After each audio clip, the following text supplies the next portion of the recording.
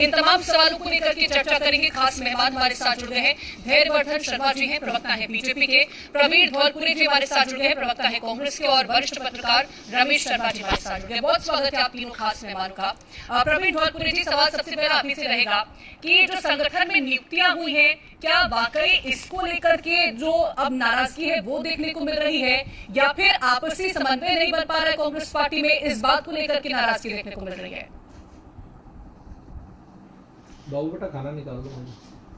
देखिए, मध्य प्रदेश कांग्रेस में कोई भी ऐसा समन्वय की कमी नहीं है। माननीय जीतू पटवारी जी प्रदेश अध्यक्ष हैं और सभी वरिष्ठ नेताओं को साथ लेके चल रहा है।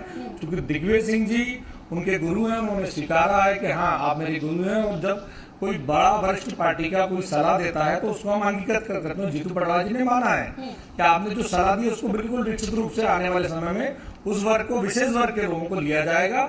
और साथ ही अभी तक जितना भी मध्य प्रदेश कांग्रेस के अंदर जितना भी नियुक्तियां होती हैं, चुनाव होते हैं, किसी को कहां से लड़ाना है, सब लोग बैठ के विचार विमर्श करके उसके ऊपर काम किया जाता है। हमारे यहाँ कहीं दिल्ली से पर्ची नहीं आती है, यहाँ संगठन बैठ के काम किया जाता तो फिर तो नाराजगी होनी नहीं चाहिए थी दिग्विजय सिंह को। अगर बैठ करके जो पार्टी में वरिष्ठ हैं उनसे बातचीत की जाती, उसके बाद लिस्ट निकाली जाती, तो फिर तो नाराजगी होनी नहीं चाहिए थी। फिर इस तरह का बयान क्यों निकल के सामने आया कि नियुक्तियों में आप शामिल तो करिए? आपकी बात तो सब कोई मानता है, कोई नहीं टालेगा।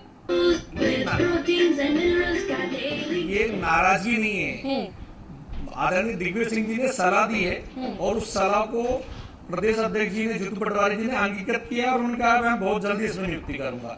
इसमें तो कोई वैसी विषय नहीं है। विषय ये है कि भारतीय जनता पार्टी को जब भी कभी कांग्रेस के अंदर जब एससी की बैठक होती है तो एससी की बैठक में हमारे स्पेशल संवाद होता है, परिचर्चा होती है, किसको लेना है किसको हटाना है। लेकिन भारतीय जनता पार्टी में एससी को लेकर जब भी बैठक होती है तो उसमें संविधान के ऊपर चोट की जाती है, उनके अधिकारों का हनन किया जाता है। हमारे यहाँ पर उनकी नीतियां, उनको भविष्य तय किया जाता है। ये अंतर है हमारे। तो भारतीय जनता पार्टी को हमें दर्द होता है। अगर आप देखिए कि केंद्रीय नेतृत्व में लगातार पूरे देश के अंदर हमने अगर पहला राष्ट्रपति दिया तो हम ही ने दिया ना, सीसीआई हम ही ने दिया ना। पूरे देश के अंदर लोकसभा अध्यक्ष भी अगर एससी में दिए तो कांग्रेस ने दिए ना।